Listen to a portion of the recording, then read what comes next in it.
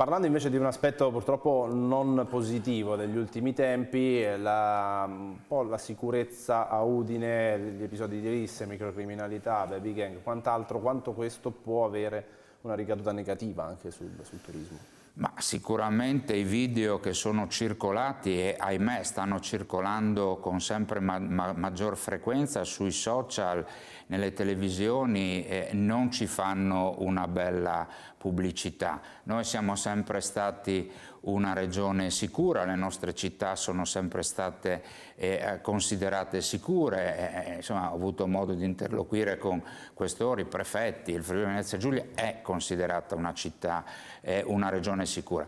Però ecco, viva Dio, eventi come quelli che abbiamo visto e commentato in queste settimane non fanno assolutamente piacere. Quindi ecco, quello pur non occupandomi di sicurezza nella maniera più assoluta, da cittadino del Friuli Venezia Giulia io dico maggiori persone che girano, vigilantes, forze dell'ordine in giro per le strade, le vie, le piazze delle nostre città al fine di garantire la sicurezza in maniera adeguata. Abbiamo le forze dell'ordine che sono assolutamente bravissime, però ecco, insomma, vedere queste cose qua fanno male alla nostra reputazione. Sì, anche perché quello che colpisce è un po' quando succede nel centro città, ma non sì, che se succede in ma non si periferia. dovrebbe permettere, guardate, vedere deturpate le nostre piazze, le nostre città da questi ragazzini, da queste baby gang è una cosa vergognosa, assolutamente vergognosa, quindi lì bisogna intervenire con un polso duro.